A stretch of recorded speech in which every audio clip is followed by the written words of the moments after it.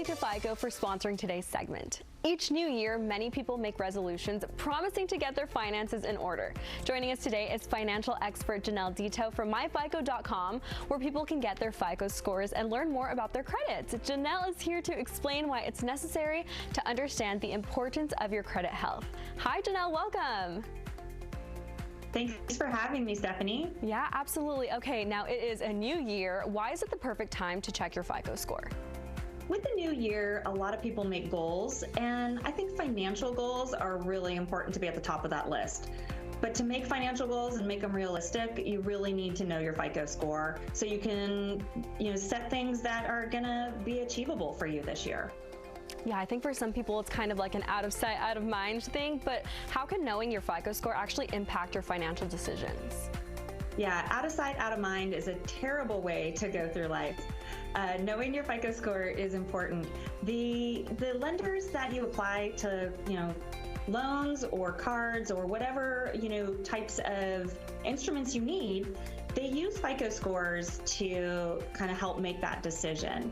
So knowing your score is going to help you have a realistic view of what you can achieve this year. If you need a car or, a student loan or any of those other types of loans or cards, knowing your FICO score is going to be really important to know what your options are. So I really like to have people check their score and stay on top of it. Yeah, I think when people first learn about their credit, they automatically are told that you have to have this perfect credit score of 850. Now, is that a realistic thing to have to do? No, it's really not realistic and it's not necessary. So your FICO score is dynamic. It changes all the time with how your behaviors change. So whatever you put into your credit report is gonna be reflected in your FICO score.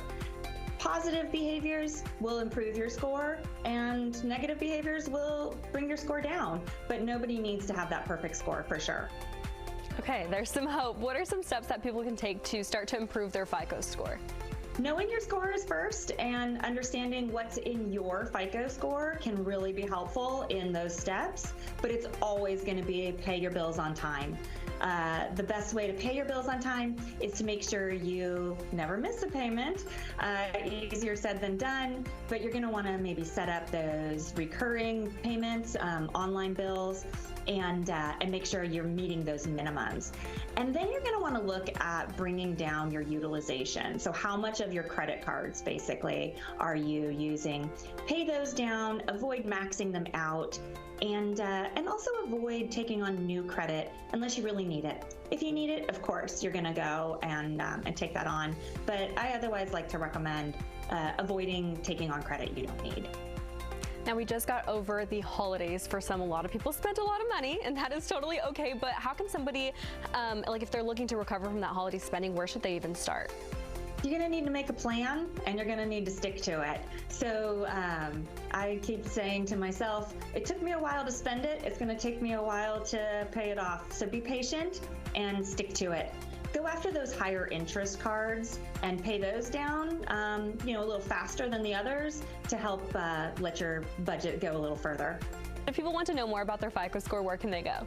You can get it for free at myfico.com/free or download the MyFICO app and you can get your FICO score, all these tips and more. Lots of great credit education there. Amazing. Thanks so much. As always, you can always learn more about what you heard today here on our website as well at cw33.com. And thank you again to our sponsor, FICO.